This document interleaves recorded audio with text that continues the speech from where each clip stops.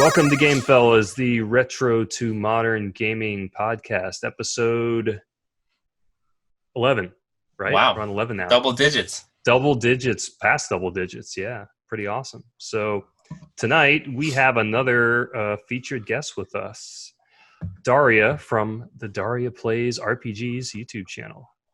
Say hi, Daria. Hi, Daria. Couldn't resist, huh? How you doing tonight?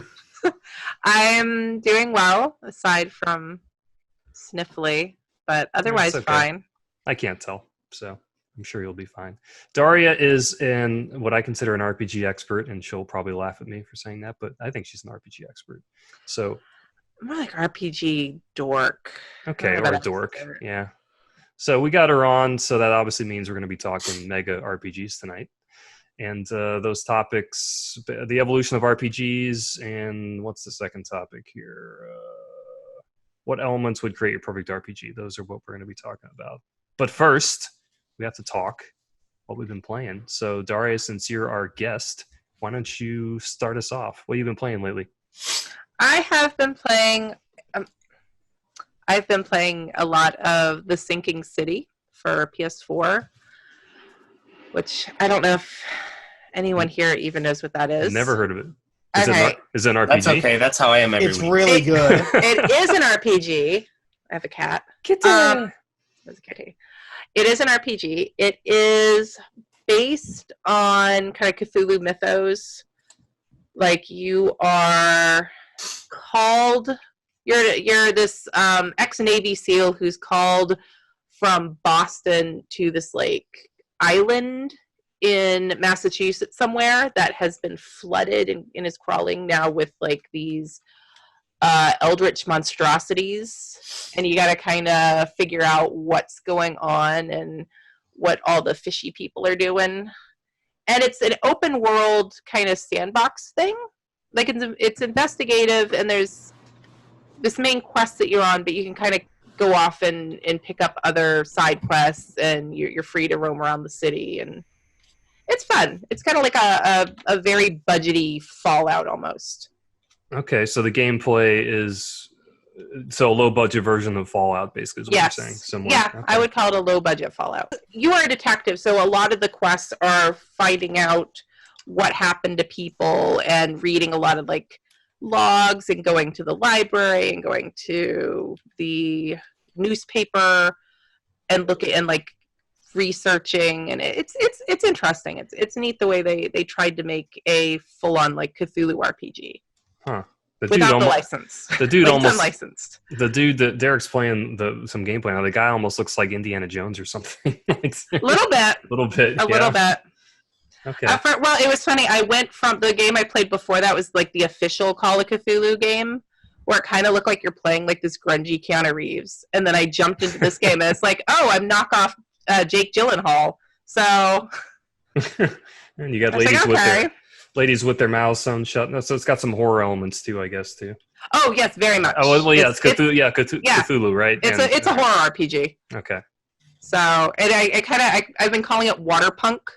Because you're everything's just wet and drippy, and there's barnacles all over all the buildings, and you have to take rowboats through it's kind of got a Venice thing going on where the roads are flooded, so you take rowboats to different sections of the city, and a really creepy, fucked up Wind Waker. Okay, it's an interesting way of putting it. Okay. Yeah. What else you been playing? Like I said, before that I was playing the official Call of Cthulhu game, which I thought was going to play more like this, but that was more of an adventure. Once I got into it, I'm oh, this isn't an RPG like they said it was going to be. This is straight up adventure. I guess point and click isn't really the right term anymore, because you're not using a cursor and clicking on things, right. But you're walking around, talking to people, putting together puzzles. There's a lot of really poorly implemented stealth elements to it.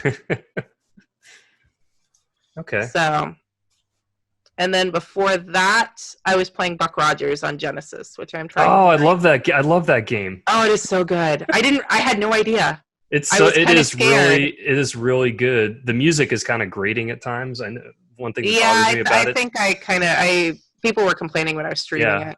But it is a really cool game. It's like a sci-fi RPG. It's been a while since I played it, but yeah, talk about that a little bit because I used to love that game. Well, it's like a space D&D. Like it's based on the D&D rule system, second edition, and you're in space and you're these like freedom fighters trying to. There's some bad guys that want to like blow up the Earth for some reason because that's a very productive thing to do. Always. Blow up a planet, but you're trying to stop them for doing that. And you have a spaceship and you fly between different planets. You go to Mars and Jupiter, and there's space stations and there's colonies that you explore that are dungeons, basically. Yeah, I remember finding like stranded spaceships that you would board, and you would find all kinds of weird stuff on the ships. And there was a lot of it was kind of dialogue heavy. Like it didn't show you a lot. It kind of just told you what was happening through dialogue in a lot of the scenes. Exactly. Yeah, it's the game itself is very abstract. Like you said, the visuals are very sparse. It's just you got your character, here are the walls, and then like you said, everything is descriptive. So it's kind of like sitting down and playing, because it's based on a tabletop game. It's like you're sitting down and the game is your DM and they're telling you what's there. And it's like here are your map aids. Where are you moving your guy? So it's very much you have to use your imagination. Like it's not the kind of game where you're going to get immersed through the experience. You kind of have to. Yeah, you got to use your imagination think about it a little. Yeah, like D&D, like you said, like D&D. Yeah, I like that about it. Oh yeah, what I'm looking at now, Derek's showing. Yeah, this is totally. I remember this. Looking through ships and finding all kinds of weird stuff, and the story's mostly told through dialogue and most of the events. And the combat is kind of like strategic turn-based, kind of like XCOM Light maybe, or something sort of like that. It's a tactical. You got a field, and it's turn-based, like you said, and a lot of it is pretty much shooting, blowing things up with grenades, or you've got swords. Like those are your options. Yeah. But I think I put off playing this for a long time. I'd had people tell me it was good, but then you look at the screenshots, it's like, this kind of looks like that. I don't know if I'm gonna like this. But I got into it.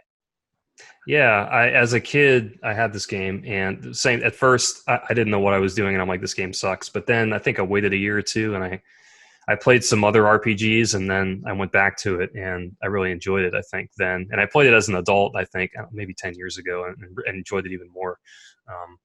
It is pretty cool. It's interesting how the Genesis got some of these PC RPG ports like this. There's quite a few other ones, too, that I think it got. Well, it's because, EA was just like, right. Hey, we've got all of these. Before they were a big evil empire, They were, when EA was kind of cool. Yeah, porting obscure PC games to consoles. How cool is that? Is that it? Anything else you want to talk about? Or should we move on? I think that's really all I've been playing lately. Okay. All right. So. Tony, what you been playing? Other than Final Fantasy 14? Yeah. Oh. For the last 5 episodes. Oh, yeah, I know, right? Actually, I started playing Bloodstained Ritual of the Night last night. I don't normally stream very long whenever I do stream, but I ended up streaming for like 5 hours last night because I couldn't put the game down. Definitely if you're into Metroidvanias, if you like Castlevania, definitely give it a shot. I just got sucked in. It's so good. Gameplay's great. Yeah, you and Soren both have been enjoying that game, it seems like. Yeah, it's great. It's a good game. Also, I almost finished Shatterhand a couple nights ago. Oh.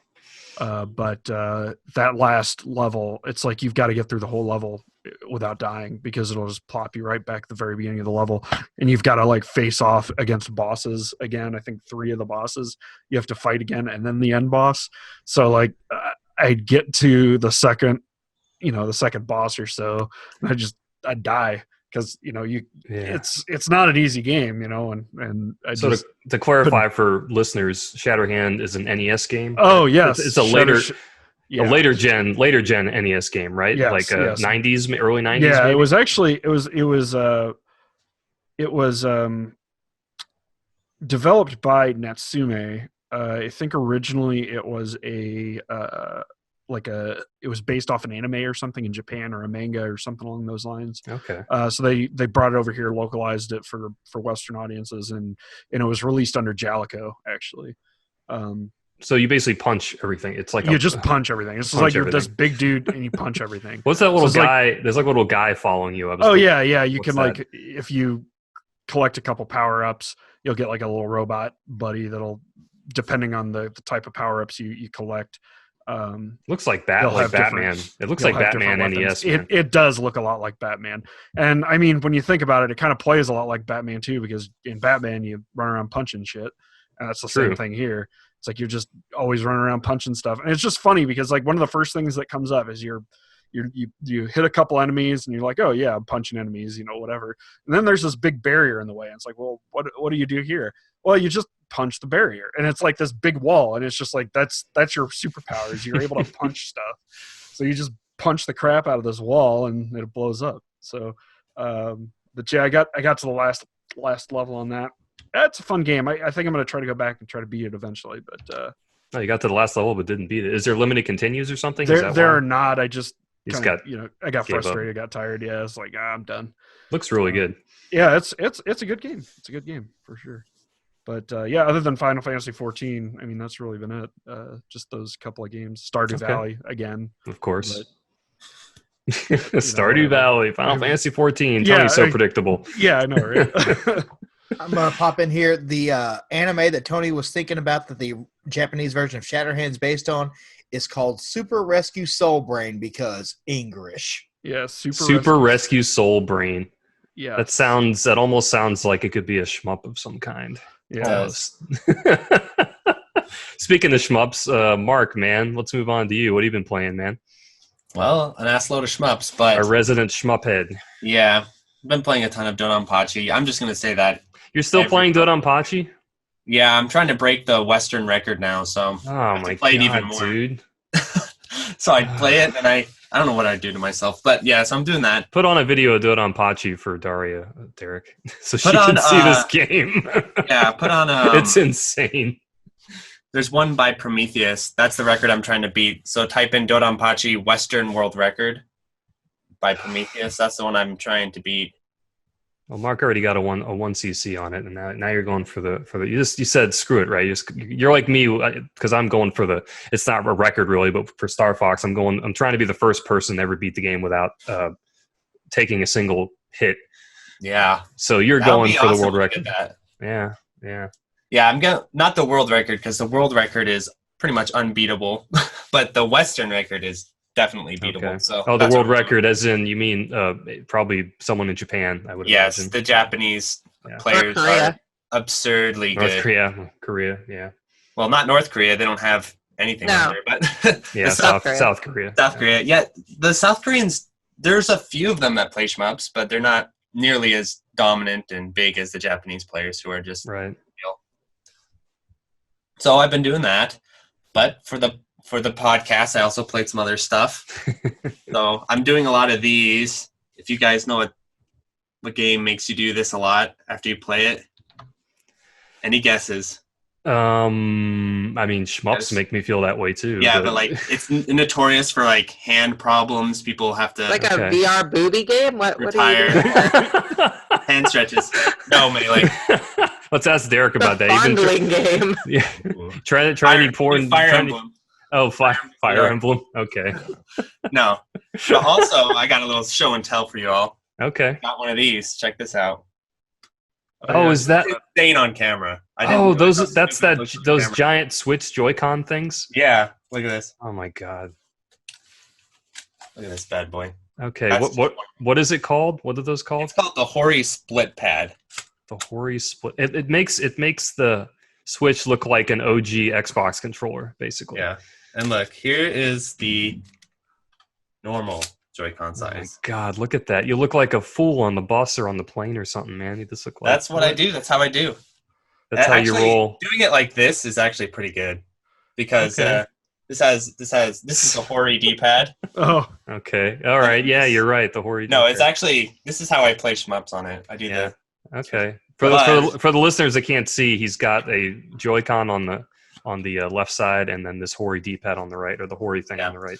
But this makes playing 3D games on the Switch much better. So this is called the Split Pad Pro Damon How much is that thing? Damon X Machina.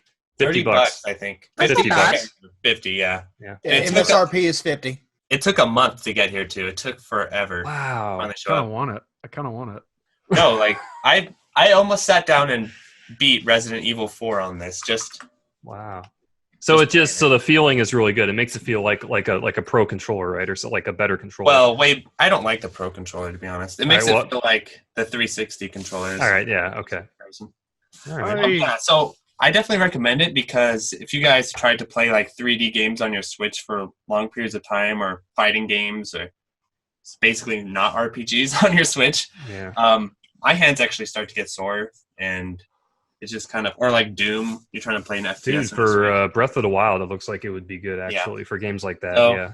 This Does gets my the- seal of approval for sure. The finish on that, it looks like it's that matte black. Is it like that kind of rubbery, silky No, texture? Or no.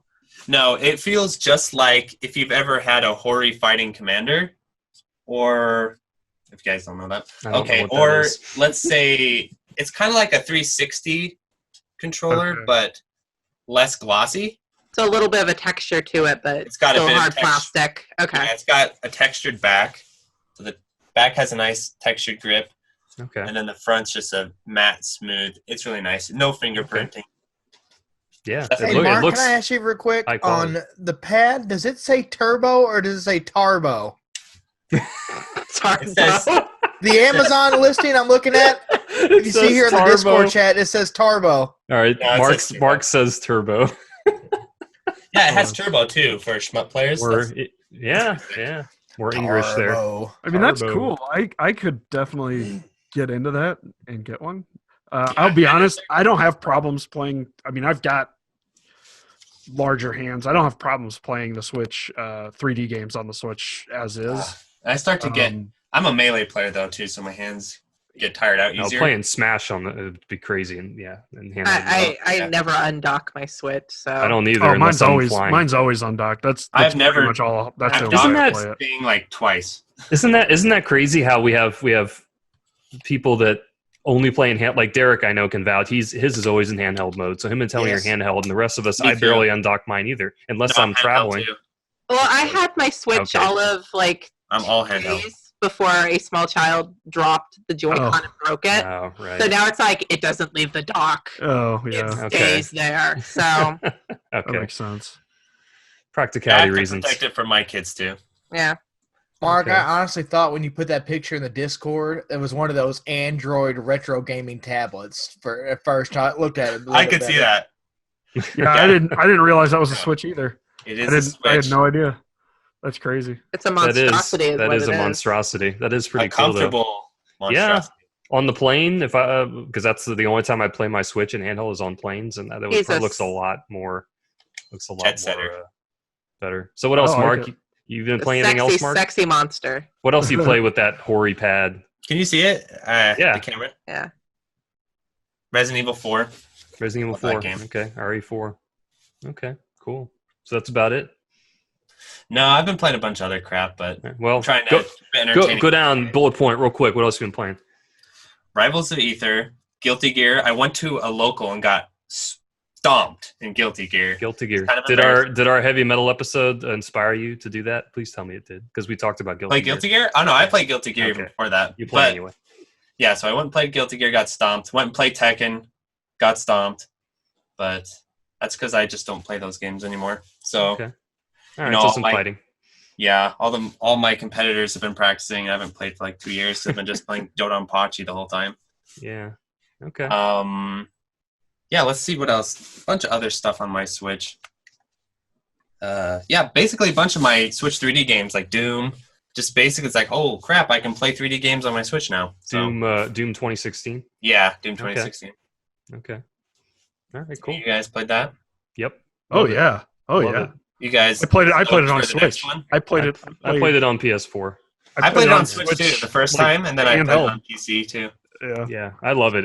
I'm disappointed that the new one got delayed, but I'm kind of glad it did. You know what game I think it gets a lot of inspiration from that no one really talks about is Metroid Prime. I feel like it's pretty heavily inspired by Metroid Prime. That's an interesting Like for the comparison. platforming, the guns. Yeah, the platforming. There are some platforming elements. Like That's you true. straight up have moments where I feel like I'm playing Metroid Prime with all the double jumping and everything.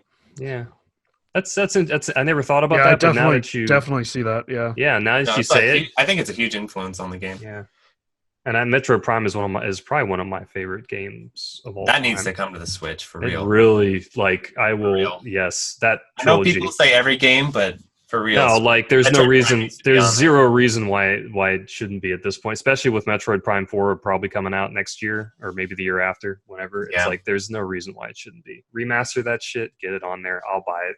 And Nintendo just doesn't like to be nice to the Metroid series. Nintendo hates They're not money. fans of it. They just hate money, and well, for some things anyway. All right, I guess I'll move on to me then, which not much for me. I'm still doing Star Fox. My practicing. My best run so far is 2 hits and 100%. Wait a minute, I have 100%. a question for your runs. Sure. If you barrel roll and reflect it, does that count as a hit or not? Of course not, because I'm not taking damage. That's part of checking. That's part of my strategy is you barrel roll as much as possible. That way you reflect the bullets, you know. Plus even the tool assisted runs that you look at online, it's like the guys don't even reflect bullets. They don't even try. So probably because they're too scared. So it's like if you're taking an even bigger risk if you're reflecting bullets on top of trying not to get hit. But yeah, I skip the shield. And I reflect bullets as much as I can because it'll make it cool. For the non-Star Fox players out there, like most people have played 64, and in 64, barrel rolling is OP. It's super good. Mm-hmm. You can just barrel roll all day. But in Star Fox on SNES, the barrel roll is a lot less useful. Like, it's harder. You got to time. The timing's got to be really good, and when the frame rate drops, it makes it even harder. You know, you're trying. It doesn't always respond right, so you have to you got to memorize all the spots in the game where the game slows down, and then do it from there. So, yeah, I'm still doing that. Hopefully, I'll have it soon. And the other game I've been playing is a game called Master of Orion 2, which it came out in 95, 96. It's a DOS 4X strategy game. Wow. The great thing about it is it's a space game. It's a space 4X strategy game. So you conquer planets, the galaxy.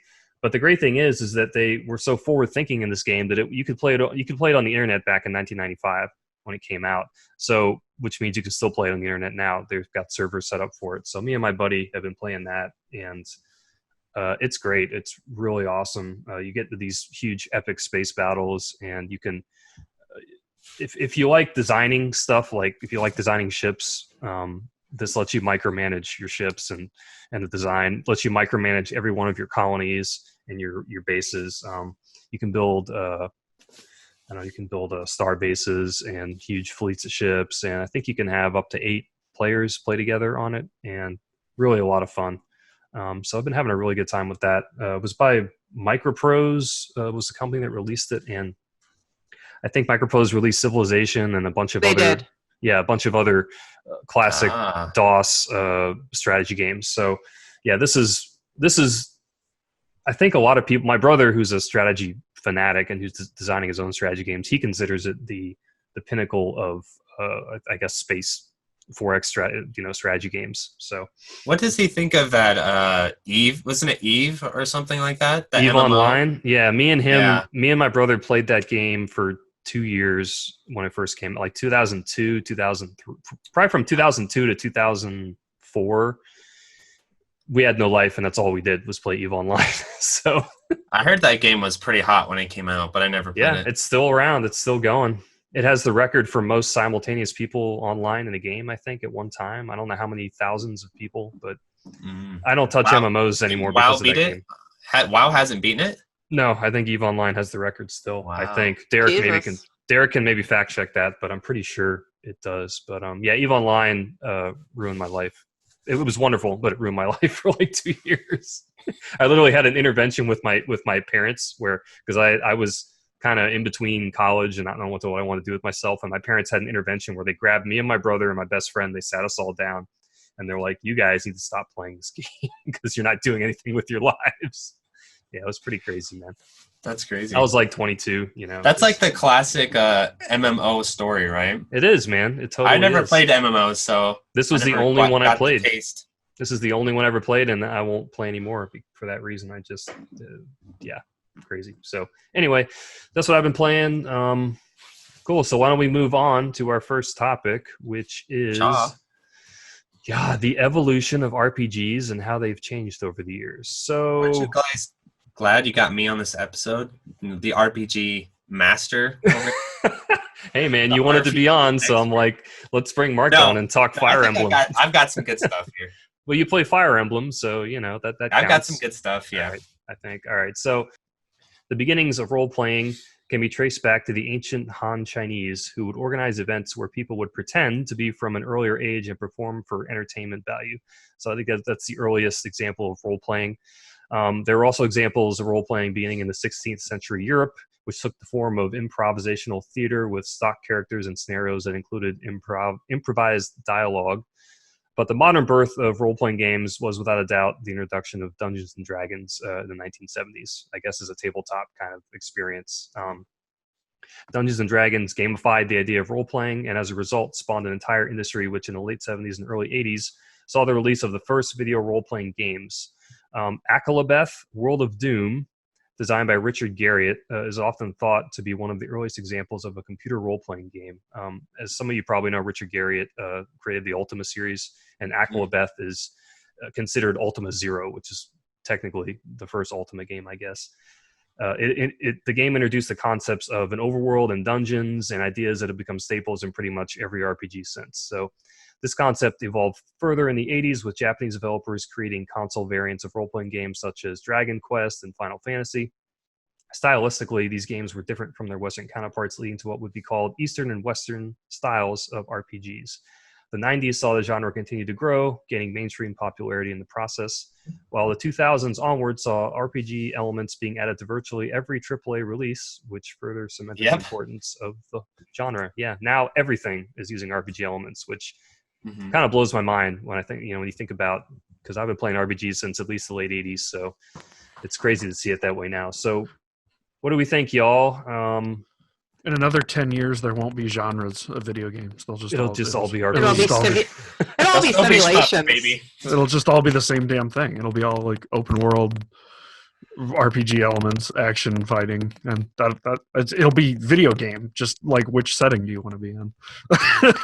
I don't know. That's just that is true though. Like I mean, look at that. Like, but all like the genres since the PS3 era have started to really blend together. Yeah, I mean, look at like The Witcher 3, and then compare it to like Batman: Arkham City, or Assassin's Creed. It's all like, look at your mini map, go to point A, up your stats when you get a level up. I don't know if there's leveling up in back. Well, what's a really good example is Red Dead Redemption, because do you guys realize that Red Dead Revolver, the first game in that series, is like a straight up action game, like level based action game. Yeah.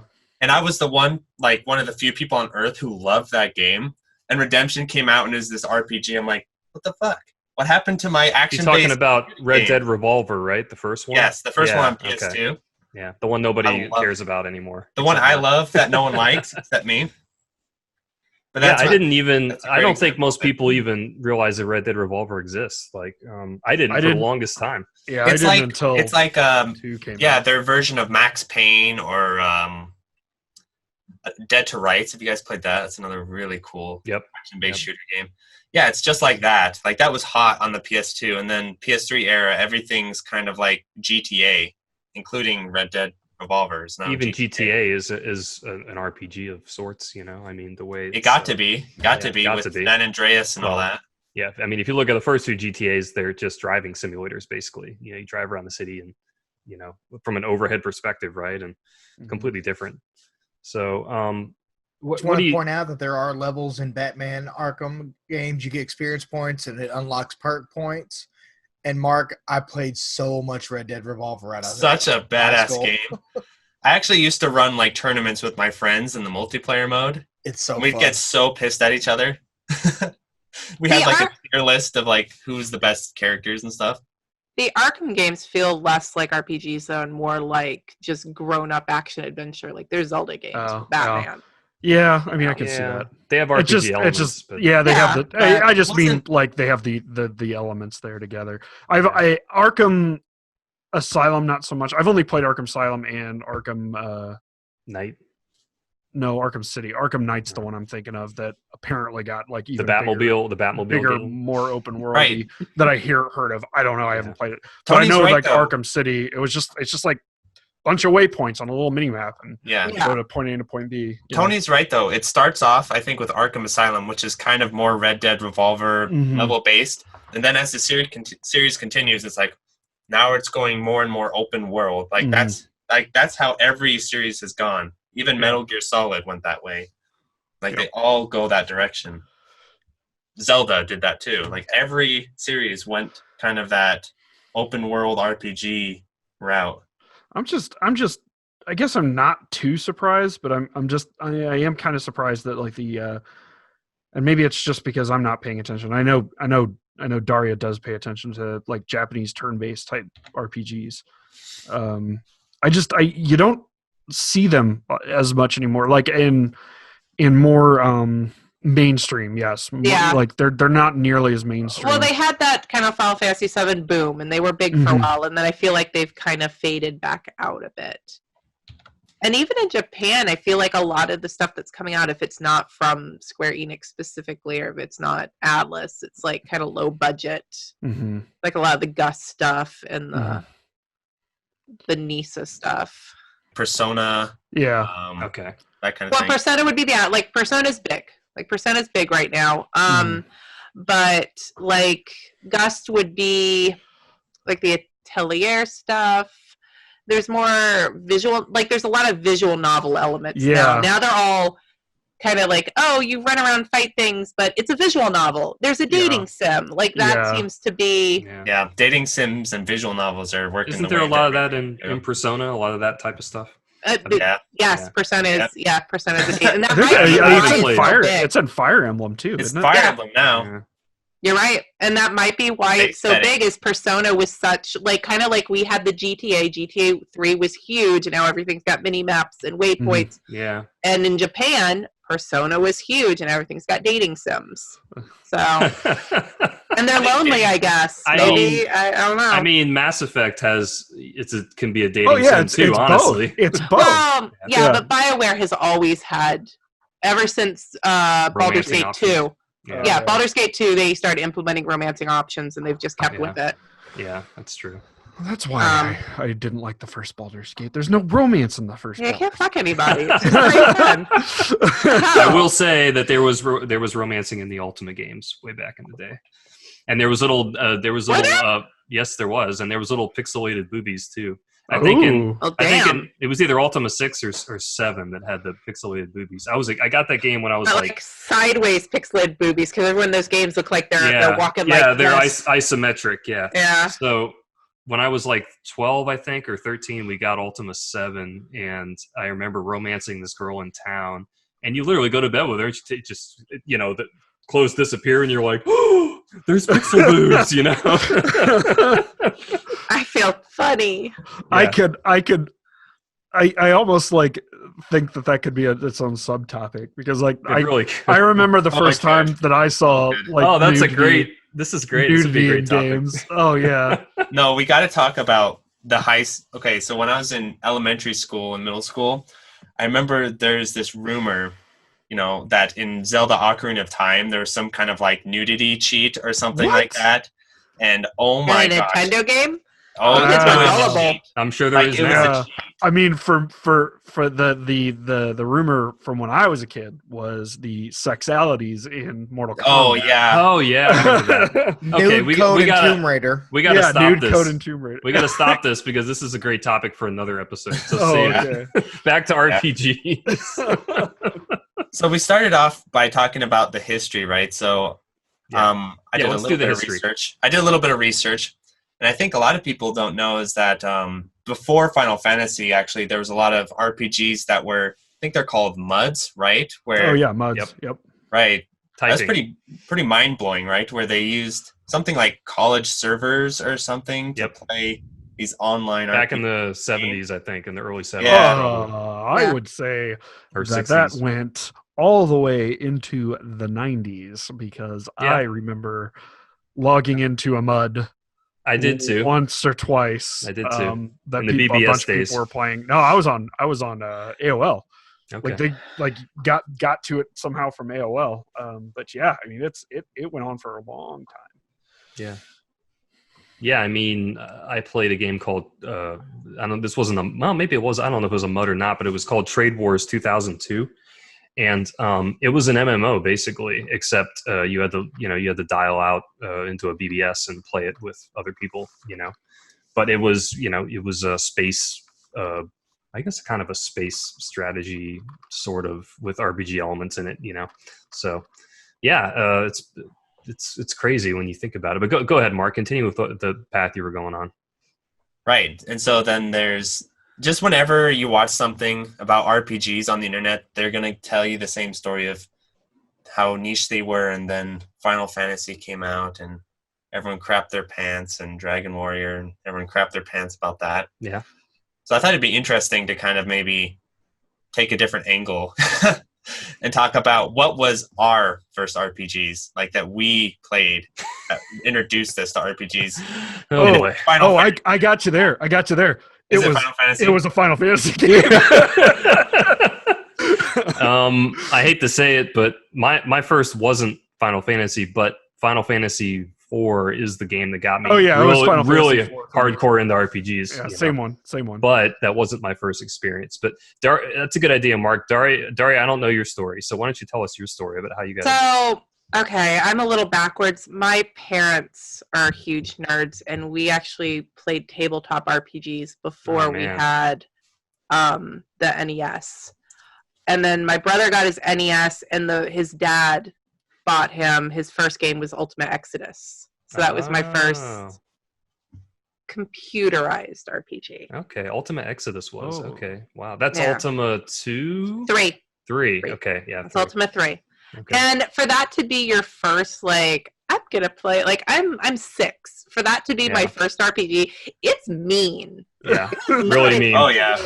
I remember trying to play any of the Ultimas on the SNES, and I just was like, snore, and threw it over my shoulder, basically. Yeah, well, one of the things it does is enemies scale with your characters, much like Oblivion, which people got annoyed with. Ultima Exodus did it first. You'd have your characters, and you go the king, I'm going to level up. I got stronger. And then all the enemies would be like, okay, well, you were fighting little goblins, and now you're fighting, dragons. Fuck you.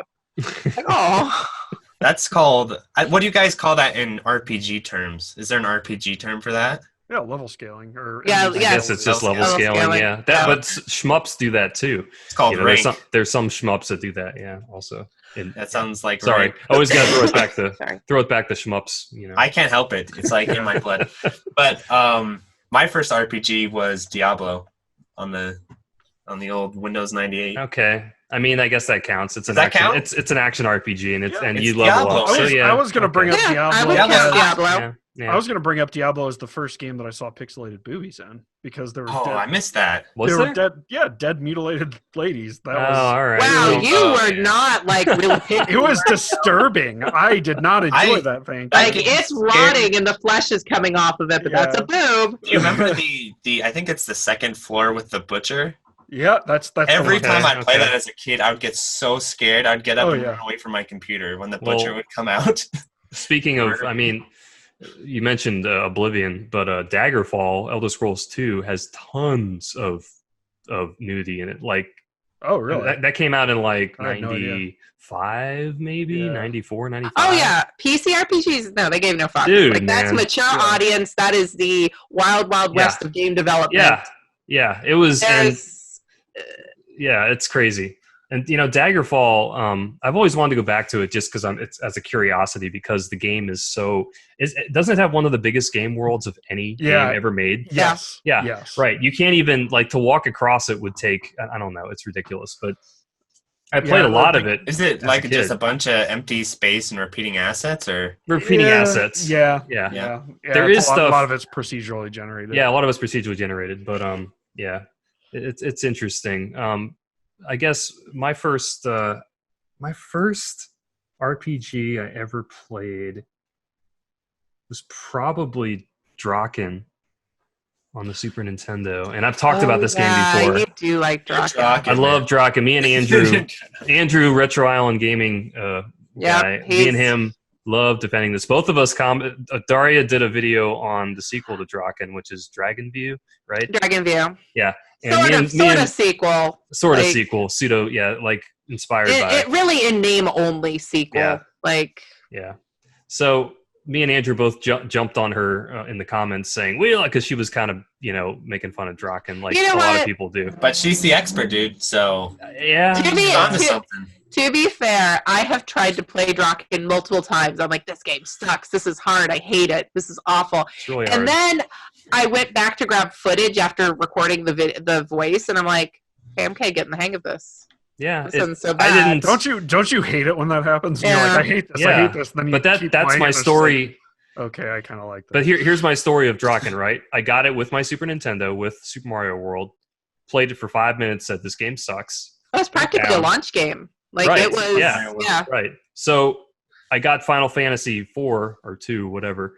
Later that year, loved it. Went back to Drakkhen and was able to play it because I played an RPG then, one that was easy, it was more accessible, and then I thought, I understand how these systems work now. The experience points and gaining levels and equipping your guy. Okay, so you have the very basics. So I'm trying to think. It's like those games aren't really a lot alike at all, and I would think going in with the expectations. I think that's my problem. I'm so used to this is how RPGs play, and then you go and it's so kind of alien. It's like, what the fuck's going on? Why am I? Yeah. Why am I dying? Why is there this giant dog head? What? But the system, a lot of the systems are the same, though. I mean, as far as RPG stats and weapons equip and that kind of stuff. But you're right; they couldn't be more different in terms of gameplay, or the way they're presented. But at the same time, it helped. Final Fantasy IV helped me understand when I was 12 years old or 13. I think it was 12 years old. Helped me understand the mechanics more, and then I was able to play a game like Drakkhen that was just totally inaccessible when you first turned it on. You really had to figure out what the hell was going on. So I have to revise my answer after hearing you guys speak. Oh, good. Okay. Final Fantasy IV was the one that got me into RPGs, but it wasn't. However, your first. It was not my first. My first was probably Dragon Warrior, and I didn't get it. I didn't like it. I'm actually kind of working through it a little bit. I think I mentioned that in the last podcast. It's a bit of a slog. Played it since then. Yeah, that's all it is. It's just a grind fest. Yeah, I heard that was my first one. It's really entertaining though. The what? The speedrun. I'm sure it is. But even before that, well, not before that, but before Final Fantasy IV, I'm almost positive I played Hero Quest. The board game. Familiar. Yeah, it's like the dumbed down D&D for kids. I played that before I played Final Fantasy IV, and that was a ton of fun. I played the hell out of that with my friends. See, next time you come down, you and Zach should come and visit. We could play it. I have a set. We could play Hero Quest. Yes, I have Hero Quest. And we've completely, we've hacked it with home rules. We've turned it into a full-fledged advanced RPG. I'd be game for that. Hero Quest 64. Hero Quest. That's what that's what popped into my head when he said that. I'm like, Hero Quest on Nintendo 64? Wow. Oh, there's a Hero Quest on 64? There's Quest 64. Yeah, Quest 64, right. Notoriously shitty. There was a Hero Quest. They were going to come out with an NES version, but it was canceled. So there's there's a prototype. It is the ROM is out there. You can play it. You can probably even buy homebrews, I'm sure, or not reproduction cards. Yeah, I guarantee that's a thing. Dude, Hero Quest, man. So we played the hell out of that. We had 2 expansion packs for it too, and because my uncle was trying to get us into them because my uncle was huge into he was huge into D&D, but he hasn't played it in a long time. But now he's even got a YouTube channel for like Warhammer or something. Did you know that Hero Quest is Warhammer for like it was Warhammer for kids? It is Games Workshop. It was their like let's branch out. Yeah. Interesting. And consequently, it was huge in Europe. Like there's way more expansions and sets in Europe than there were brought over here. Like if you had 2 expansions, you had them all. You had the full game. Yeah, I have the whole game. Yeah. I don't have it anymore. It sucks, but a lot of that stuff rotted away in the basement because a lot of it was made out of cardboard and stuff. Yeah, all the furniture, all the little cardboard furniture pieces you had to put together. Oh, man. Out of curiosity, Derek, what was your first RPG? I never played them much because I grew up without a Super NES, so it was probably Final Fantasy VII, which is funny now because that's nowhere near my favorite. Yeah. No. Oh yeah, yeah. Tell Daria that there's no RPGs on the Genesis that you grew up with. There are a ton of RPGs on the Genesis. I didn't play it because evil lie that people say there aren't. We talked about one earlier. It's hard to find it. Warsong, maybe I played a bunch of. Warsong counts. Warsong counts. I never played it. I just never played them. Okay. You say what's Warsong? No, I said I played, but I know there's RPGs on Genesis. Yeah. I just never rented them or anything. Okay, you just weren't into RPGs that much back then. That's no. Yeah, I wasn't either until the early '90s when I played games. You gotta, if you had a Super Nintendo, it just happened. You just exactly exactly. You stumbled upon a Final Fantasy game, Final Fantasy or Chrono Trigger or something like that. Yeah, I did the best one. Final Fantasy VII was my first Final Fantasy, and I didn't even. I had it on PC. Oh my God! That's it was fun to messing with it on PC when you can mod it. And I don't even like I didn't like it. Like I have no attachment to Final Fantasy. I've never finished it to this day. Final Fantasy VII. Nope. I said fuck it. I love Final Fantasy VII. It's not. I don't hold it on the same pedestal that everybody else does, but it's still thank God a good game that I really enjoy playing, and I replay it. It's one of the 3 Final Fantasy games that I replay, or 4 Final Fantasy games that I replay on a regular basis. Yeah. Okay. I do like 9. 9's good. 9's good. No, I love 9. Like that's 9 is the dirty hippie favorite now, is what I like to call it, because it's the Majora's Mask. Like yes, exactly. People didn't like it when it came out, and now it's like held on this pedestal. Yeah, but there's a difference. There's a difference. Final Fantasy 9's a good game. Sure. And Majora's Mask is not a good game. Oh boy.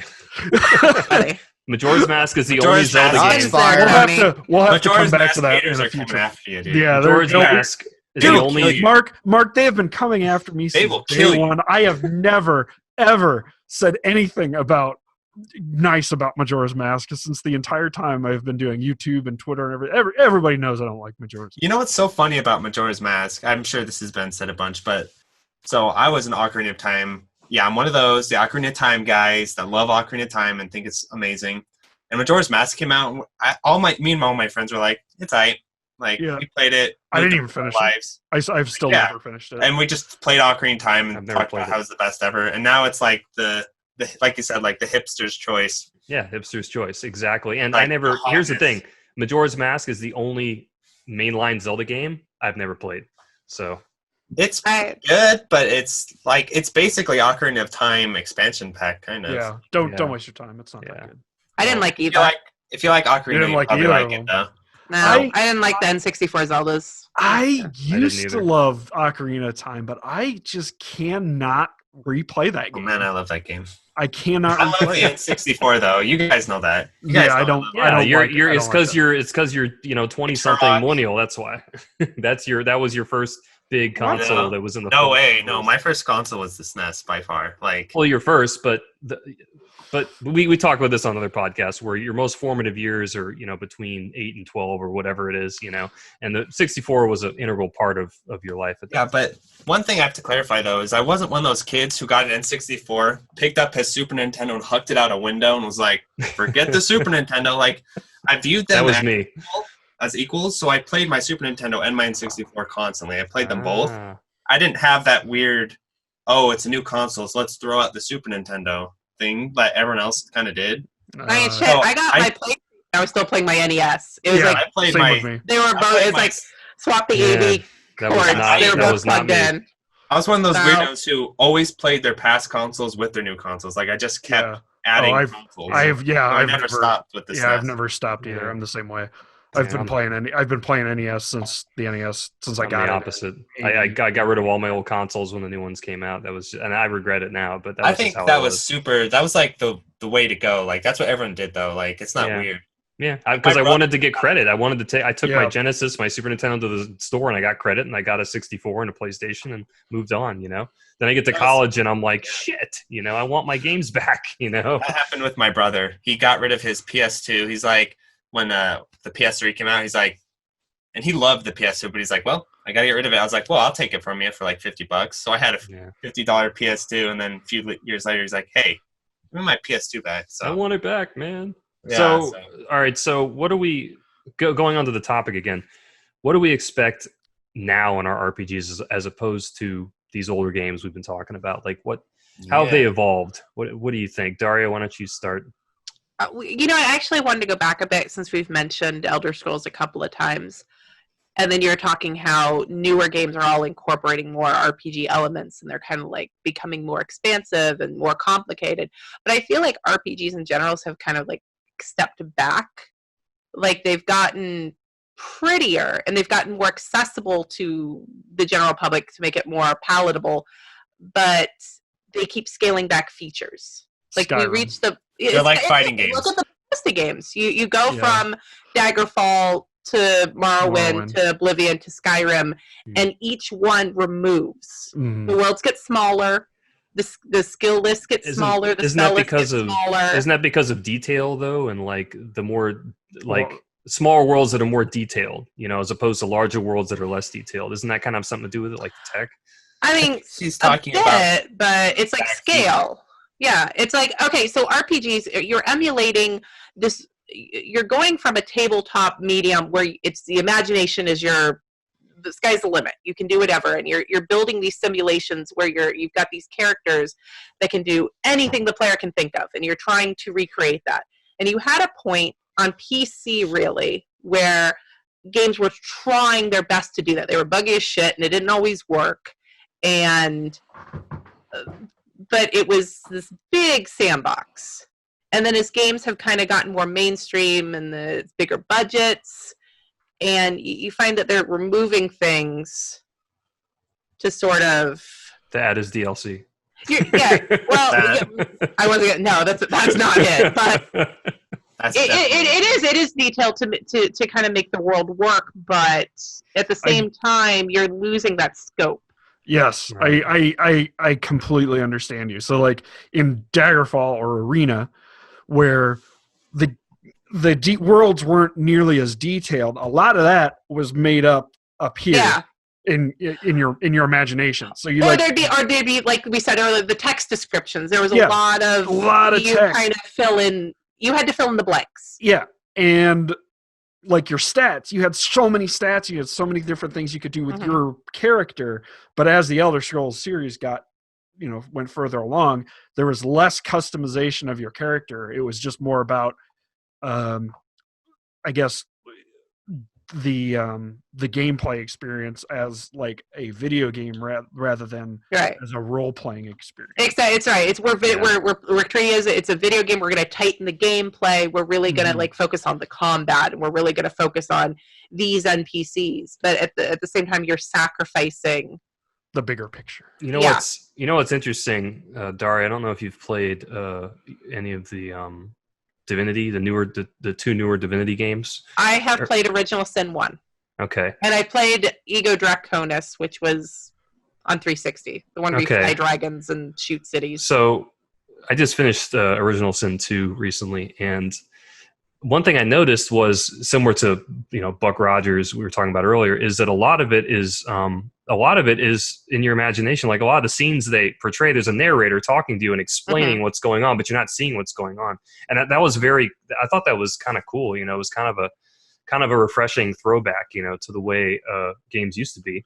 I thought that was kind of interesting. Pillars of Eternity does that too. Does it? Okay. Yep. I guess feel like. Oh, sorry. Go ahead. Sorry. Go ahead. I was gonna say I feel like a lot of those games that kind of are taking that Infinity Engine page, like they're the ones that are kind of modeled after the Baldur's Gates. where you get Pillars of Eternity, Yeah, you have yeah. Divinity Original Sin.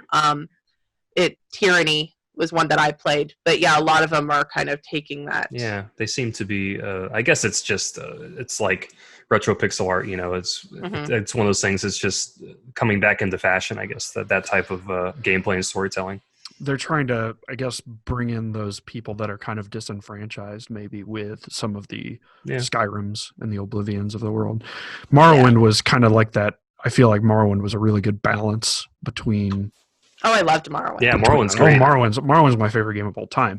Bethesda kind of blew up and was kind of directing the industry for a while, and I feel like we're having some pushback to that. And we kind of liked this way. Yeah, and I think that's great that they're kind of coming back. Like, there's a resurgence of those types of games. The thing is, I try so hard to get in games like Baldur's Gate and Pillars of Eternity. I can't. They don't hold my attention. I appreciate them and I respect the hell out of them, and I think they're really cool. I want to play them. I bought Pillars of Eternity again for my Switch just because I want to try to get into that game. I just can't do it. I'm the opposite, because I recently was playing Tyranny, which I feel like is not a very good game at all. Because it uses that system and it's so familiar to me. It's like, oh, well, I can enjoy this on mechanics alone. Yeah. Even if the game itself is not very good. I mean, Divinity, especially the second one, is the battles alone should entertain you, man. I mean, it's tactical. Oh, I know. I've gotten great. through like the first big chunk of story in the first Divinity, and I just couldn't do it. Yeah. Just couldn't get any. Hey, man, Divinity 2 is on Switch now. I don't know, man. I tried playing Divinity 1 with my Xbox One controller on my PC. No. Oh, dude, you don't. I keep buying them for PS4. Yeah, I think I would rather. It's better with a mouse and keyboard, I think. Yeah. But yeah, definitely. But okay, well, I think we've had a pretty good discussion here. Why don't we take a break, and when we come back, we will get on to our next discussion topic, which is going to be what would create our perfect RPG. We will be right back. We're back, and we would like to discuss our next topic, which is what elements would create your perfect RPG. So boobs, apparently. Yeah, boobs. I guess. Boobs. So, what elements? I'm glad Daria said it. I really wanted to. I know. What elements do you love in RPGs? Is it the battles, the stories, the boobs, the dialogue, the charming or evil characters? All of us have different ideas of what would make our perfect RPG. So let's discuss. Daria, why don't you start off? Don't put me on the spot. Jesus Christ. All right, fine. Mark, you start. Let me think about this. No, all right, Mark. I think my answer should go after, because it's like, weird. Oh, for goodness sake. All right, Tony. Because Mark had something that he came up with. I am just going to wing it, because I did not think about this at all. Wing it. What makes your perfect RPG? I would say a lack of crafting options. So no crafting, because fuck you. No. Crafting is a pain in the ass. Crafting. No. All crafting. No. So JRPGs then. There are JRPGs with lots of crafting. Yeah, but less so. Usually there's less in JRPGs. You'd be surprised. Okay. But no crafting in Final Fantasy 14. There is crafting. There's a lot of crafting in Final Fantasy 14. That's an MMO. There has to be crafting. I have spent many more hours doing it than I would care to admit, and have not gotten very far in it. But for a perfect RPG, I'm that guy that likes the romance in his games. So it's got to have a really good deep story. It's got to have romance options just like that. Yeah. It's got to have. It's got to have I like the whole BioWare branching dialogue stuff, even though you don't really get a choice because the end's always the same. It's the illusion of choice is what I like to call it. Yeah, the illusion of choice. The illusion of choice. It's nice. The journey to get there is fun.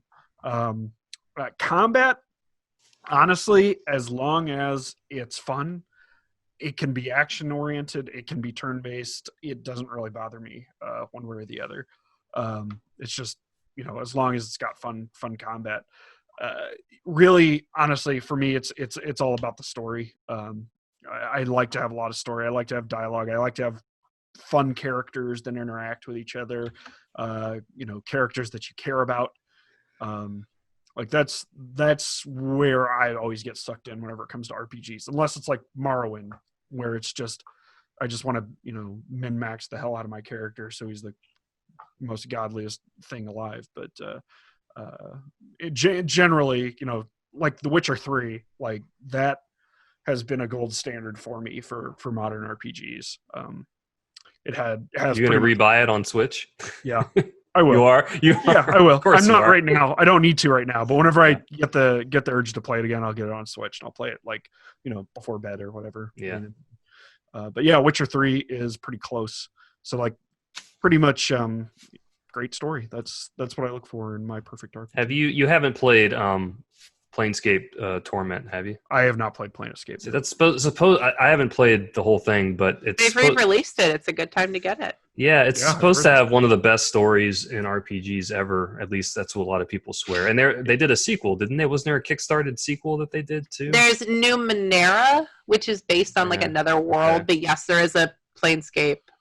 And I'm probably butchering the name. Yeah, I don't know. Another, because Planescape was based on D&D. Right.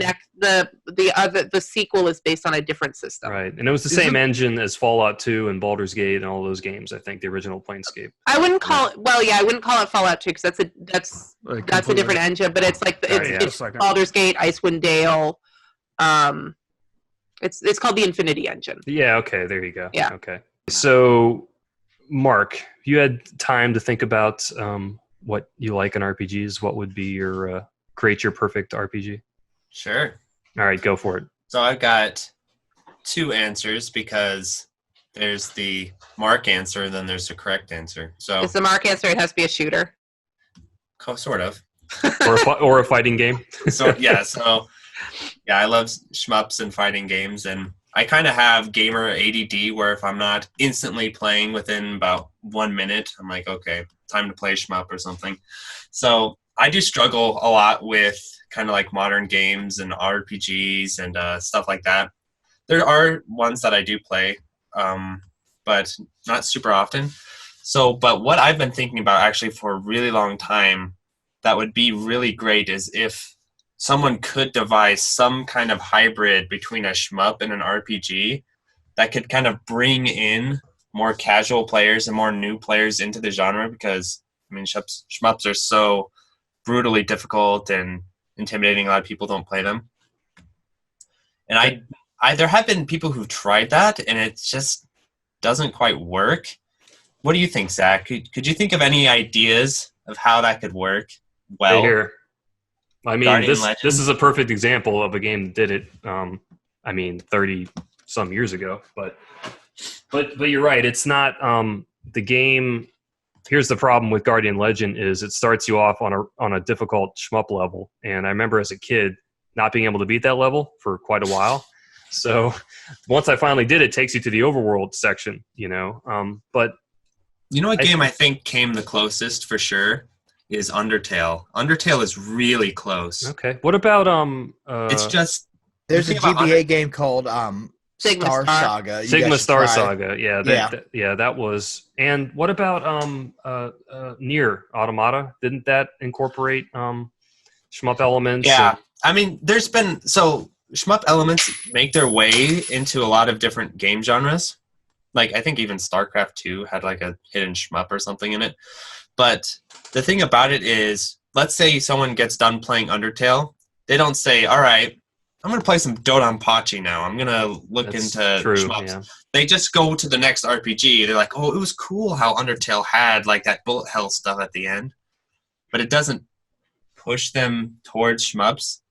So something that would like bridge the gap, maybe like a Toho kind of thing, or like Undertale Toho something. Like I think right the best way would Guardian Legend I think did it pretty well because there was a pretty massive overworld that was right isometric viewpoint, and you walked around it and you fought guys, and then you would go to the shooter levels, right? And I feel like that's how they should do it if they were going to do it again, would be maybe not even make the levels mandatory, but make them kind of like side quest or something. You could Maybe what about Guardian Legend wasn't isometric, by the way. what if you like a Pokemon top down game? then? Top down. Yeah. Top down. Okay, sorry. Yeah, Or you're what right. about like a Pokemon style game, but instead of battling Pokemon when you meet a trainer, you like do a shmup level or do some kind of like shmup thing? That would be interesting. Is Panzer Dragoon considered a shmup, or is that just a rail That's shooter? an on-rail shooter. It's But on that's rail, different. but it's close enough for me. It's but a lot of in people, the same. It's in a shmup genre, I think. I had Well, then this you got- conversation the other day. Then you might like Panzer Dragoon Saga if you could Oh, I love get a hold of it. There you go. Yeah, that's But yeah, true. that Yeah, would be that's my- true. That's That true. would be my hope is an RPG that could somehow bridge that gap, because it's funny, like shmup players also love RPGs. Like most shmup players, it's Me. like their two things they play are Yeah. RPGs. My two favorite genres are shmups and RPGs. So yeah. But like it doesn't go around the other way very often, where RPG players are like, oh man, I was playing at the arcade and playing shmups. Like it's you know what I Daria. mean? How many shmups do you play, Daria? Don't give. I own a couple, but no. I it's kind of not went the super other popular. way. I mean, You I'm a kinda- big RPG fan, and I didn't really play shmups until I started doing the YouTube channel, and then I got so into it that I did Gradius 1 and 2, No Death, if you remember. Yes, As that's a- true.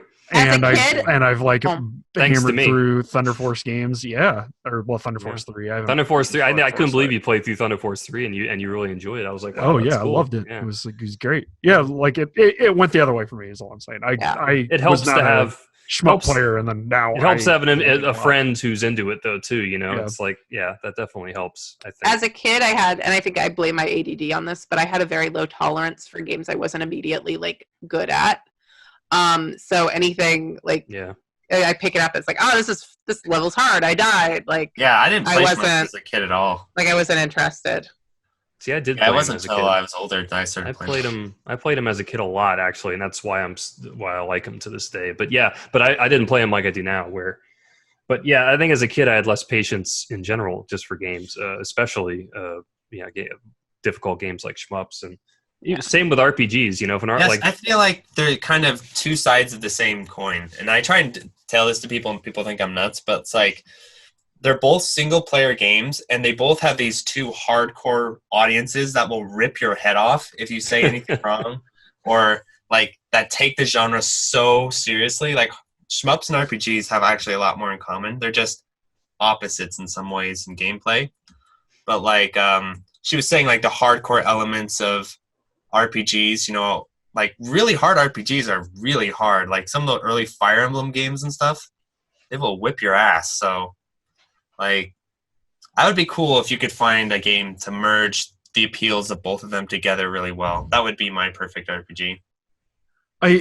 Whenever you mentioned the battle thing, where like if you got into a battle and there was a shmup level, it just for whatever reason it reminded me of I think it was called Legend of Legaia for PlayStation. And instead of like a shmup level, it would be almost like a fighter. Yeah, You it had was to, like, you put in inputted the combo. commands and yeah. combo. okay, Yeah. Yeah, Undertale's close because when you get into battles, there are sections that are legitimately shmup sections and stuff with your heart and stuff. and you Yeah, dodge stuff. little bullet hell, like tiny little bullet hell thing. Yeah. So I think that's okay. the closest we've ever gotten. I think. Well, I'm glad you brought that up because that is that's something. It's a dream of mine too, man. I mean, I would love to have an RPG shmup hybrid, a true.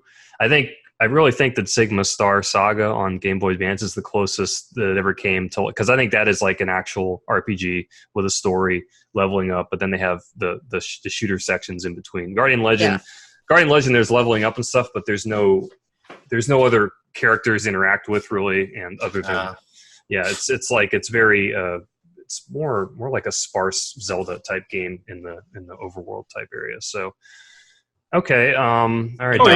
What about Kingdom Hearts? The original Kingdom Hearts. It's an action RPG, but it's got those gummy ship levels that I hated. It was just not good. Oh, sure. Okay. And I just mentioned, like, these days my favorite RPGs are, I'm sure this isn't going to go well with the RPG people out there, but like the Dark Souls style RPGs, the action RPGs, like I love Dark Souls. Nioh. Like Nioh is my favorite.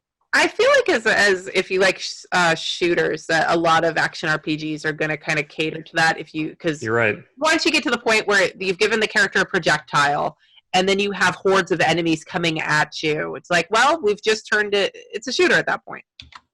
That's a There's a lot of overlap point. with. Yeah. Yeah, 'Cause I Diablo love- 3's got those the Huntress or whatever. Yeah, I was thinking of Diablo. Yeah, I was thinking of Diablo. The two crossbows. Like the Yeah. I love- crossbows. I love the Dark Souls games. Those are that's my favorite new RPG series by far. Like I've played every one of them. Probably Have 100. you played Nioh, Zach? No, I've heard about it. I haven't. You got to play it. Yeah, I know it's Sick. similar to that. Yeah, and that Dark Souls spawned a whole new genre, I think, sort of, because it is action RPG, but it's a little different. It's not like Diablo. You know, it's not The pace is like I think it got a lot of pace is like inspiration slower. from Ninja Gaiden. If you've played the original Ninja Yeah. Gaiden, I feel like Yeah, not the original, but the Xbox slower pace, version. but yeah. Yeah, the combat. I've only played Dark Souls 2, so that's Which is what the I'm worst? basing Which is the my- worst one? I've heard it's bad, but that's what I'm basing I thought it was my like- It's not concept bad. of but- Dark Souls on.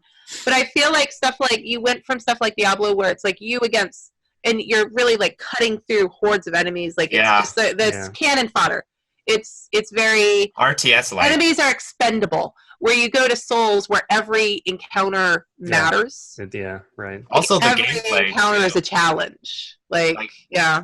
Diablo is more like a RTS, and Dark Souls is more like Ninja Gaiden and action. Well, Action. Diablo's just a gauntlet continuation. yeah. It's like Yeah. it's like You're right, a- yeah. definitely Yeah. like Gauntlet. It's almost it's an it's almost a arcade- hack yeah. and slash. It's almost a hack and slash. I just want to say, Tony, I'd hope had gotten a lot more episodes in for someone to unleash the name Kingdom Hearts upon us. Okay. I was making fun of it at least. Yeah.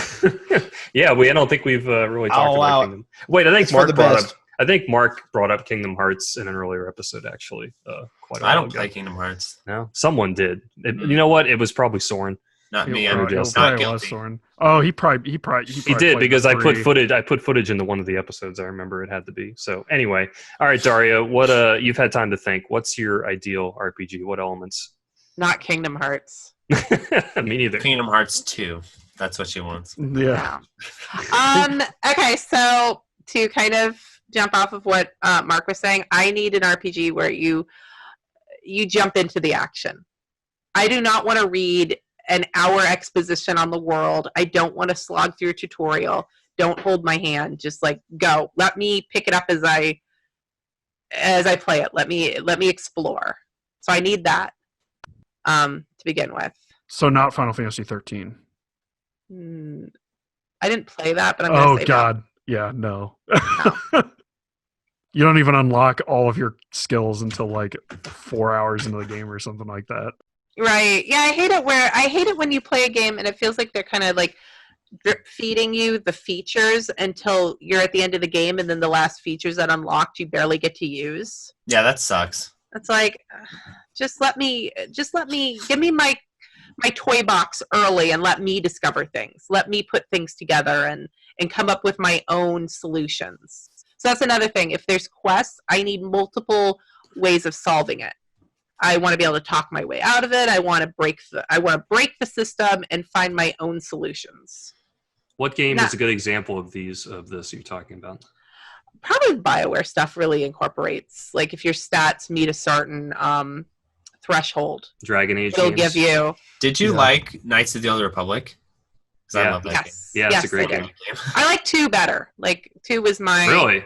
I did, That's an unpopular opinion. I never played 2. It is. I played like it. It had a 1. bad ending. And then I was happy. They patched that like recently. They Do you patched remember the Jade second one. Yeah, Empire? I remember hearing about that. Jade Empire on Xbox, right? The OG. Yeah, do you Xbox. remember that? I didn't play That's a it, but I BioWare remember. game. I need to play it. It is a BioWare game. That Yeah. game is so freaking good. Yeah, That's what I've heard. That yeah. was a game when it came out. It felt like it was going to be the biggest game in the world, and then when it came out, like no one played it but me and a few other people. Well, it was on Xbox. I mean, the original Xbox, which Which game? My internet was being fucky. Jade Empire. It came I out love right. Jade Empire. Yeah, it came right out after Knights of the Old Republic. I talked to people about that game because I thought it was such a big deal, and then you don't really hear about it these days. I think Knights of the Republic blew up as big as it did because it was Star Wars licensed. So obviously you had all the Star Wars people buying it, and then they went into the Eastern, and I don't think it had appealed to as many people. Sadly, I thought it was awesome. It was, and I feel bad I took so long to get into it because I was like, I don't think I'm gonna like this one. The world isn't appealing to me, and my dad loved it. Like, he's a huge BioWare fan, and he's like, no, this is really good. And I didn't play it until recently, like the last few years. Yeah, I got it. But it's one of my favorites. It's shorter. I feel like it's not as big as some of the ones they've put together, but it's a really fun adventure, and I really love the characters in it. So yeah, I've heard of Jade Empire. I remember when it came out, but I haven't played it. But I always wanted to. Is there another way to play it other than the Xbox? Is it on PC now? I'm assuming. There is an enhanced version on PC that was released not too long ago for the Xbox. I want to believe it's on Steam, and it's definitely on Xbox Game Pass. Okay, it's good to know. But yeah, Jade Empire is excellent. So okay. I also my RPG. It's got to have like Tony said, romancing. Give me. You guys and your romancing. I could care less about romancing, honestly. Nope. I and they have to be well written characters. It can't be Fable where I just grab some random NPC and throw them in bed. Like oh yeah, Fable. I mean, I gotta be able to marry Garrus or something. Yeah. You know, I hate. Oh my god. Okay, so if there's a sequel and you've given me romancing options of the first game, carry them fucking over. Do not nuke my relationship because that mattered to me. I don't want to ditch my one true love for the insect robot dude. Like, no. No. I probably shouldn't say that because I have enjoyed romancing options in some RPG. I mean, I did actually in Divinity Original Sin 2. I enjoyed. I romanced my one of the characters I had, and I have a really funny story about romancing options. When I was a kid, I don't know if it counts as an RPG. It kind of is. Like Harvest Moon 64, is that an RPG? Kind of, right? You know what? It's farming RPG. It's a farming simulator. It is definitely beloved by people who like RPGs. Will also generally love Harvest Moon, but in all honesty, probably not an RPG. Well, but you can still talk about it. It's fine. It has romance options, right? Yes. Yeah. Anyway, so when I was a kid, this was the first game I ever came across with romance options. And so I was explaining them to my mom. And I was explaining, like, okay, this girl will like you if you give her this. This girl will like you if you give her this. This girl will like you if you give her this. And my mom was, like, really concerned. She's like, I don't like what these video games are teaching you about women, Mark. I was like, what? That's how it works. You know what? We laughed then, but look at the state of... I don't know, gender relations in 2019. Yeah, I know, right? Yeah. That was a funny story, though. It was a good story. And I couldn't ever decide which wife to go with, because my friend was telling me, like, based on which wife you get, they'll do different things for your ending and stuff. And so, yeah, that's the most romance options I've ever explored in a game is Harvest Moon. Nice. So we need romance. We need jump into the action. I want a game that's not so large scale. Like my perfect RPGs, give me a small scenario. Give me a really rich story about something that's happened in a small location. Like I don't want to go off and save the fucking world. Like I'm sick of fucking doing that. You know? Yeah. Yeah, I mean that's played out. That's what every I mean, every movie, every game, it's all save the world, save the world. And how often? I mean, okay, get a promotion at the tax office. And tabletop gaming, you never play scenarios that are like, we're gonna save the whole fucking world now. Like that's not. Yeah. That is not. I don't know why that's the. What started that? What started that whole concept? Cinematic. Dragon Warrior, I think. Like in Dragon Warrior, you're saving. They're saving the world. In the first Dragon Warrior, you're just saving the kingdom. Is it a kingdom? Yeah, it's just the kingdom. Yeah, I think it's just a kingdom. Maybe the kingdoms just kept getting bigger. Yeah. Just like they just kept having to raise the stakes so it would get more and more interesting each time. But even time. so, why does it always have to be saving the kingdom? Can it just be something horrible has happened and I don't know. Sick of saving people. Fuck it. Let people fucking save themselves for once. Trying to get to a new town so I can start my new life. Avoid getting audited. Planescape Torment. The story was you were trying to die. I think you were immortal, and your one desire was to die, and the whole game was about that. Maybe that's why people say it's the best story ever. It's actually original. Because it's original, completely. Yeah. I loved in Divinity Original Sin 1, and I don't remember the full scale of the story, but I liked the initial hook that you were investigating this murder in this town. Like, that to me is a perfect scenario right there. You could fill a whole game with that. And where do you think they got that from? Ultima 7. I didn't play Ultima 7. Yes. See, I dropped Ultima when they went to the isometric. That. And that's when it really got good. Well, also, I didn't, because I went from NES to Genesis, and Ultima didn't carry over, so I played the NES Ultima, and then I got lost in the series. Ultima 7 got ported to the Super Nintendo, but it was severely gimped, I believe. Was it 7 or 6? It was 6 or 7 got ported to the Super Nintendo, and it was gimped quite a bit. Yeah, and I didn't pick up PC gaming until 97. Okay. Yeah, so I jumped back into it with Baldur's Gate and Fallout. Okay. But also, I want crafting.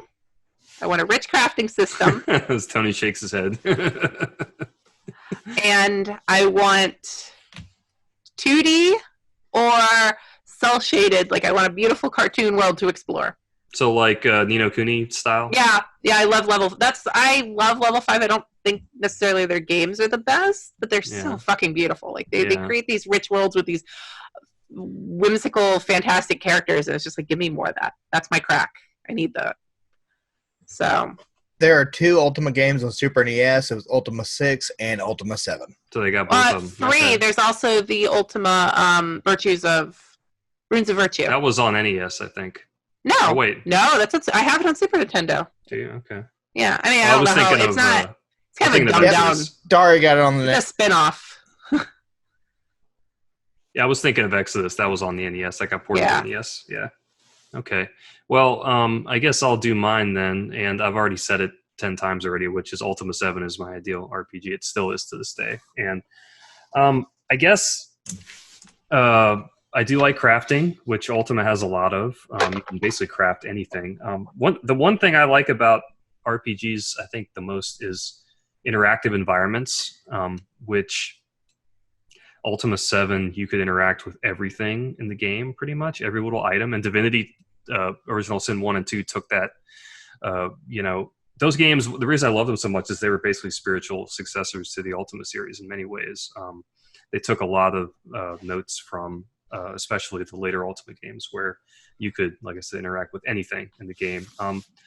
Obviously, there's a lot of dialogue options and the illusion of choice, like we've talked about before, where your actions do have some consequences in the game, but not as big as you would think or you would like. But yeah, I mean, sometimes not at all. Sometimes they just word the response in a way that whatever you said would have worked.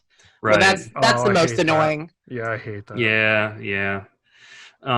What else? I guess big worlds. The Ultima worlds were very big. Ultima 7 had a huge world with tons of stuff to do and places to go. You could fly a magic carpet around. You could get on a ship and sail across the ocean. You could take a dungeon if you wanted.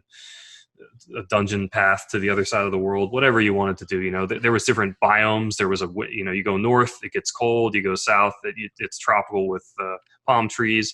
It all just kind of made sense, and I guess really I want, maybe the main thing is I want a game with a world that makes sense, I know there's a lot of RPGs you play where the world just really doesn't make any sense, it's just you go here, go there. That was one of my letdowns with Divinity, was I felt the world it was very interactive, but it wasn't quite as cool, and definitely wasn't as big. It was like Daria was saying about the Elder Scrolls games, just they keep scaling them down, maybe because of, like I said, because of technology. I don't know, because they just don't have the manpower to. I think it's more money. I think it's budgeting. Money, yeah. so I guess that's what it is. expensive It's not even just budgeting, but it is also inclusivity.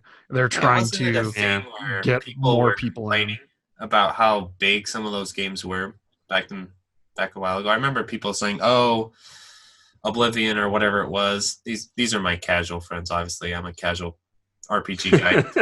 Like, oh, the damn world's so freaking giant. You just wander around like it's that thing with walking simulator. Yes, but these aren't perfect RPGs. These are not for everyone. These are for us and the hardcore nerds. Yes. And I should bring up Breath of the Wild, even though it's not a true RPG, but it's the most RPG-like Zelda game, I think, by far. And the world is just so massive. That world is on the list.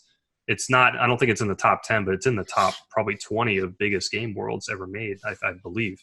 I just watched a video the other day where it compared all the largest, I think it was the top 50 largest game worlds, and Breath of the Wild was on there. And that game is it blew me away with just the size of it. And it's got a pretty good amount of detail. Like, I know me and Soren had this discussion on an earlier episode, just how you go somewhere in Breath of the Wild and you typically find something to do. There's usually, even if it's just, finding a Korok seed or something at the top of a tree or whatever, there seems like there's always something that you find. Yeah, I remember that discussion. So it's kind of like, I'm guessing, a balancing act where you want to make the world expansive and interesting, but you also want it to be full of somewhat worthwhile stuff, right? Yeah. And Nintendo managed to do that somehow. They made this one of the biggest game worlds ever, and they managed to fill it with lots of interesting things to do, to where, it takes hundreds of hours to find everything,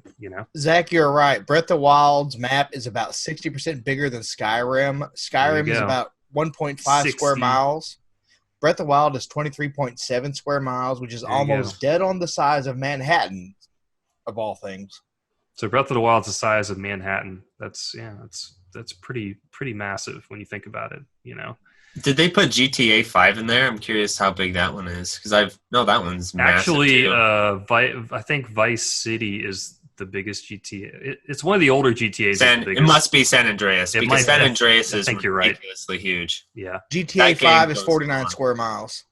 How big is San Andreas? It's pretty big. San Andreas is 14 square miles. Vice City is bigger than...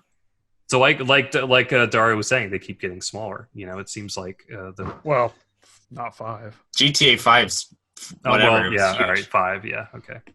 I feel like games that are designed to be massively multiplayer, though, kind of break that mold a bit, because obviously you have to fit in all those players. And it's funny, like the more action level focused games are getting bigger, like Metal Gear Solid 3 to Metal Gear Solid 5.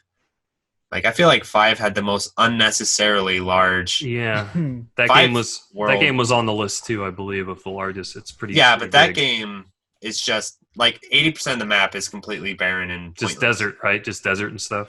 Yeah, it's or jungle. It's just emptiness, and I like the game, but I think that was kind of a weird decision. Yeah. Okay, well, why don't we wrap it up? I think we've reached our limit here. Should we say our favorite RPGs before we roll out? Sure. Just fire them off. Go for it. Mine's Super Mario RPG. That's my favorite. I was playing that. I was playing that a couple weeks ago. My battery died. I couldn't. Love that game. I play it every year. That's my favorite. Okay. Tony? Mine would be Morrowind. Morrowind, yeah, you already mentioned it. And mine is Ultima 7. I've mentioned mine. Daria? I feel like anyone that's watching this that knows who I am would be sorely disappointed if I didn't say Shining Force, so I'll be predictable. Derek, what about you? I'm that guy. I'm going to say the Mass Effect original trilogy. Okay. Oh, that's right. Yeah. Obvious for you. Okay. There's no better integrated world across multiple games than that one. Okay. Fair enough. All right. So before we go, Daria, why don't you tell us a little bit about your YouTube channel and where people can find it? Okay. So I am Daria Plays RPGs. YouTube.com/Daria Plays RPGs. And then I can also be found random places as just Daria Plays or Daria Plays RPGs, such as Twitter, and recently revamped my Instagram. I noticed that. My YouTube channel is mostly RPG reviews. Have you ever done a non-RPG? I can't remember if you have or not. Actually, you know what? I do cover. You're right. NES homebrews. I will break away. Generally, someone will send me a cart and be like, "Hey, I'm doing a Kickstarter. Hey, I'm coming out with this game." My friend Kevin Handley puts out a lot of new NES games, and I will take the time to be like, "Hey, dude, let me make a video." They generally bomb. People don't want to watch them, and I feel terrible. They want because RPGs. They really do, and I feel passionately about these games, and people are like, eh. You should do it anyway. That's the way YouTube. Don't let it get you down. No, I don't, because I think it's important that information gets out there. Hey, and the people who do appreciate it really appreciate it. Yeah. So. Yeah, like I spent this weekend like 4 or 5 hours working on the most obscure video about PGM bootleg arcade shmups for the 10 people on Earth who'd be interested in it. The video has like 123 plays and probably won't ever get more than that.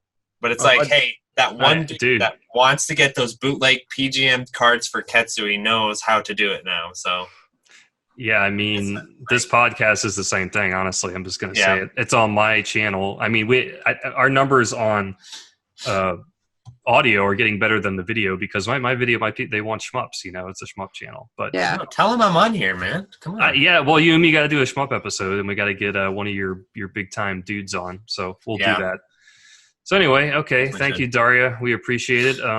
Mark, on behalf of Mark MSX, Tony Brazel, and Derek Moore, we are the GameFellas and the Game Gal. Daria. I don't think I like that. Is there another? What's the female version of fellas then? You can say the Game Fellowship. It's just the Game Fellowship. We are the Game Fellowship. There you go. We're the Game Fellowship tonight. Up the ring. And we will see you next time. Later. Was it Barley? It was Barley, yeah. He climbed all the way up the stairs while I'm on the podcast just to bark at me. Yeah. It's like, hey, asshole, pay attention to me. Yeah. It sounded like it kept getting closer, like the roar, and then the third time, it was like right there. It was funny. You might do it again. It's all right.